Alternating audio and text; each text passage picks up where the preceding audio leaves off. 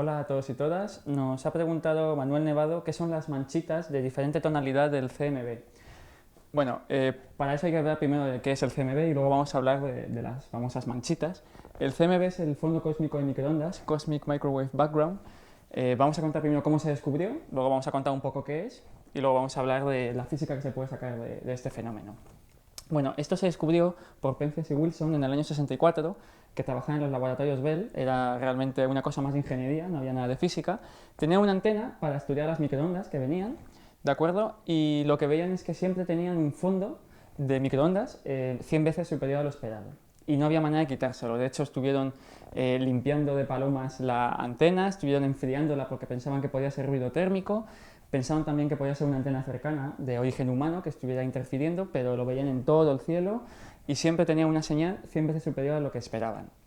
Entonces, a 60 kilómetros, en una universidad cercana, otros físicos estaban justo estudiando la hipótesis del Big Bang, que por aquel entonces era, en los años 60, una hipótesis todavía, en contrapartida del universo estacionario. El universo estacionario lo que decía es que el universo siempre tiene el mismo tamaño y no evoluciona jamás. La hipótesis del Big Bang es justo lo contrario, que el universo con el tiempo se va expandiendo. Entonces esta gente lo que pensó es, si el universo se va expandiendo, en algún momento tuvo que ser más pequeño. Más pequeño es más denso y más denso en este contexto significa más caliente.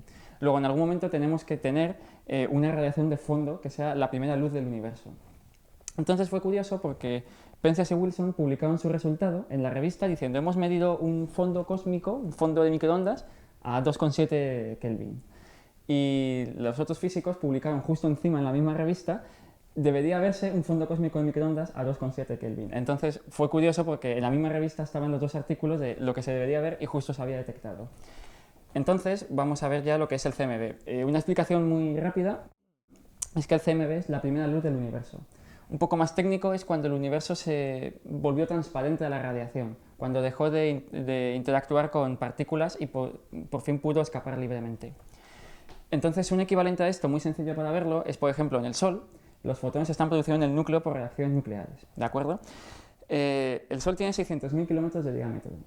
Como sabéis, la luz viaja a unos 300.000 kilómetros por segundo, entonces lo razonable sería pensar que un fotón que se produce en el núcleo tarda unos 2 segundos en escapar y en salir hacia la Tierra o hacia donde sea. Sin embargo, si se calcula esto más o menos bien, sale algo en torno a 1 millón de años, que es mucho mayor.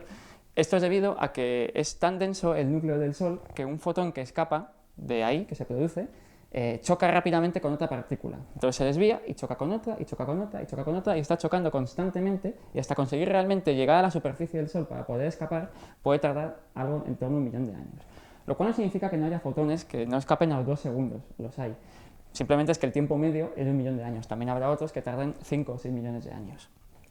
Esto mismo pasaba, como hemos dicho, en el universo primigenio.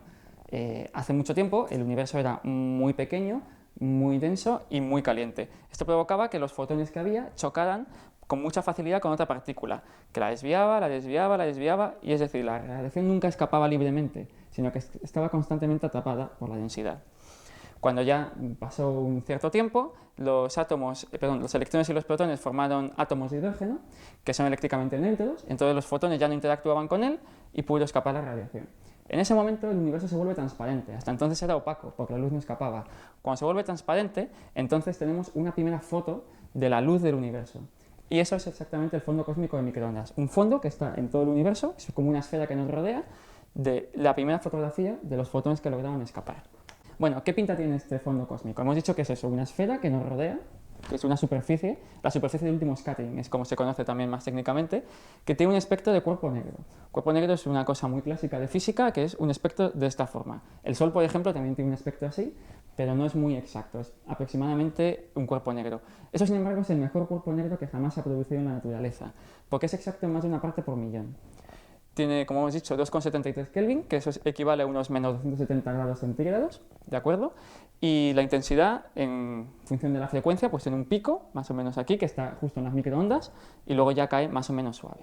Como hemos dicho, esto es una evidencia del Big Bang, lo cual quiere decir que con el tiempo el universo se va expandiendo, se va haciendo menos denso y menos energético. Esto quiere decir que esta radiación en el pasado era mucho más energética y en el futuro será mucho menos energética. Hace muchos años no era el fondo cósmico de microondas, sería el fondo cósmico de rayos X, por ejemplo, o de ultravioleta. Dentro de muchos años será el fondo cósmico de radio y al final será tan poco energético que lo dejaremos de ver simplemente. No porque no exista, sino porque los fotones ya no tendrán la suficiente energía como para que lleguemos a verlos. ¿De acuerdo? Y hasta aquí la explicación del CMB. Ahora vamos a ver las famosas manchitas que nos preguntaba Manuel qué son exactamente. Bueno, pues nosotros cuando lanzamos satélites o medimos este fondo cósmico de microondas, lo que vemos es básicamente esto. Es una zona que es un poquito más fría de lo que debería ser y una zona que es un poquito más caliente. Pero este efecto es muy sencillo de explicar y es simplemente porque la Tierra se está moviendo alrededor del Sol, el Sol se está moviendo en la galaxia y la galaxia se está moviendo en el grupo local. Entonces todo esto resulta en un movimiento neto, ¿de acuerdo? Tal que los fotones que están allí nos estamos acercando a ellos y los fotones que están aquí nos estamos alejando de ellos. Esto provoca que esos fotones los veamos un poquito más calientes que estos, un poco más energéticos, por efecto Doppler, lo cual provoca que la mitad, digamos, de la proyección esté más caliente y la otra mitad más fría. Cuando corregimos esto y quitamos el movimiento galáctico, lo que vemos es esto, un fondo absolutamente homogéneo y perfecto en una parte por millón de microondas. Y esto, quiero aclarar, esto es realmente el CMB, el fondo cósmico. Las manchitas famosas no son el fondo cósmico de microondas, son las anisotropías. Son dos cosas muy diferentes, pero evidentemente para buscarlo en Google vende más poner esta foto que poner esta que es muy sosa. Entonces, cuando quitamos este espectro de cuerpo negro, nos queda solo, digamos, esa parte por millón que ya no es exacta, es lo que vemos. Son manchitas un poquito más calientes, un poquito más frías, justo en la media, y todo esto es lo que nos da las anisotropías. ¿Por qué se han producido esas anisotropías? ¿Por qué no es exacto hasta infinita precisión? Bueno, pues es porque en el plasma primordial, que hemos explicado antes, ¿de acuerdo? Tenemos la materia y la radiación están acopladas, evolucionan juntas, y, digamos, autocolapsa por gravedad, ¿de acuerdo? Cuando colapsa por gravedad, por la materia, esto se calienta mucho, es igual que una estrella. Cuando se calienta mucho, hace mucha presión hacia afuera. Al hacer presión hacia afuera, esto poco a poco se expande. Al expandirse, se enfría. Cuando se enfría, gana la gravedad, vuelve a colapsar. Y otra vez se calienta y vuelve a expandirse. Esto lo que hace es que esté todo el rato haciendo unas oscilaciones, que se llaman oscilaciones acústicas. Esto pasa en cada punto del universo, porque esto es exactamente igual en todo punto del universo. Luego, al final lo que tenemos es una especie de oscilación en todo el universo. Esto es muy equivalente, por ejemplo, a si tenemos un mar, un océano, con las olas más o menos tranquilas, pero bueno, se están produciendo.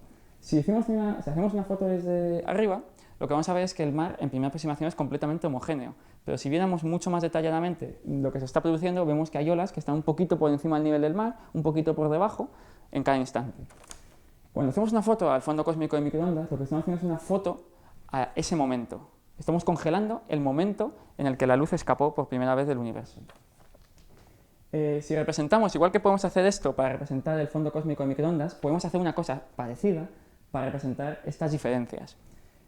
Esto no es tan fácil como intensidad-frecuencia, que es bastante intuitivo. Esto es una especie de temperatura al cuadrado muy exagerada, y esto es lo que se llama el momento multipolar.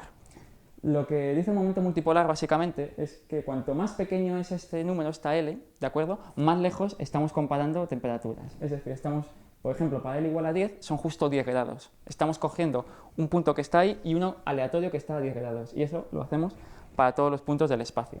Para L igual a 100, por ejemplo, ya es solo 1 grado. Cogemos dos puntos que están a 1 grado de distancia y lo comparamos la diferencia de temperatura en todos los puntos.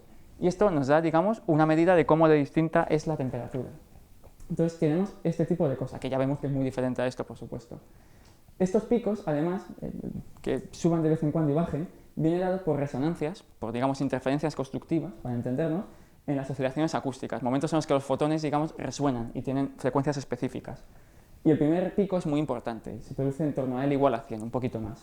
Y luego ya los otros van siendo cada vez más atenuados. De hecho, esto daría para otro vídeo, y quizá lo hagamos si alguien lo pregunta, de qué son las oscilaciones acústicas de bariones, que son muy importantes en astrofísica y muy modernas, además. Esto es importantísimo y nos ha dado muchísima información sobre el universo, porque es una foto de cómo era el universo cuando se produjo el CMB, que por cierto, no lo he dicho, es cuando aproximadamente tenía 370.000 años el universo, o sea que es un universo muy, muy, muy antiguo. Con esto podemos ajustar nuestros modelos cosmológicos y según la cantidad de materia oscura, por ejemplo, de energía oscura, de radiación, de materia ordinaria que pongamos, de curvatura incluso, esto va a cambiar sensiblemente. Entonces, por ejemplo, intuitivamente vemos que si ponemos mucha más materia de la que tenemos en nuestro universo, ¿Esto qué provoca? Que colapse mucho más fuerte, porque tenemos más materia, colapsa más fuerte. Y luego esto, en cambio, no es capaz de compensarlo tanto. Entonces lo que provoca es que las oscilaciones van a ser mucho más fuertes. Es decir, sería una cosa así, mucho más fuerte. Al hacer una oscilación mucho más fuerte, las manchas van a ser mucho más... el contraste va a ser mucho más grande. Eso provoca que esto, por ejemplo, vaya a hacer así. Y luego esto, cada vez el efecto va siendo más pequeño. Es decir, esto estaría mucho más alto de lo que vemos. Si, por ejemplo, ahora lo que hacemos es lo contrario y ponemos mucha materia oscura, la materia oscura no contribuye a esto porque no tiene nada que ver en las interacciones. Los fotones no interactúan con la materia oscura, luego esto está desacoplado, la materia oscura está por aquí a su bola. Entonces lo que provoca es que haya mucho menos discrepancia, porque todo está mucho más homogéneo. Entonces, si hubiera mucho menos materia oscura, esto sería mucho más suave, entonces esto sería así. ¿De acuerdo? Si no hubiera nada de materia normal, si hubiera materia oscura, no había nada, o sea, simplemente sería plano.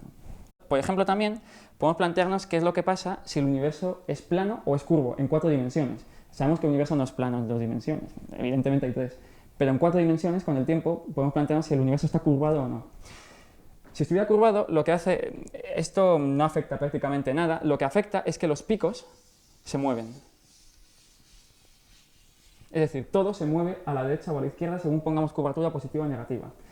Y casualmente, si conseguimos reproducir los puntos que tenemos, vemos que el universo tiene curvatura 0. Entonces con esto podemos obtener un montón de información y es una de las pruebas, de hecho, de la existencia de materia oscura. Porque si no metemos materia oscura, no conseguimos reproducir lo que vemos. Tenemos que meter una componente de materia oscura para llegar a esto, que está entre nada y mucho. Es justo lo que tenemos ahora. También os podéis preguntar qué es lo que pasa con la famosa energía oscura. ¿Por qué no he hablado de ello en todo el vídeo si es tan importante y si tenemos tanta información aquí? Bueno, pues porque la energía oscura en esta época del universo era muy subdominante. Empezó a dominar hace relativamente poco tiempo y en esta época prácticamente era despreciable. Entonces, lo único a lo que afecta a la energía oscura es a puntos que estén muy separados, porque la energía oscura da cuenta de la expansión acelerada. Si tenemos en cuenta puntos que están muy alejados, como hemos dicho antes, son multipolos, el número L muy bajos. ¿Y qué pasa? Que aquí, aunque no se distingue ya mucho, las barras de error son muy grandes. Es decir, voy a coger este color, si el resto del espectro es prácticamente idéntico y lo único que afecta es que aquí puede ser más grande, más pequeño, así, y el problema es que todo esto está igualmente permitido, porque el error de los datos es muy grande.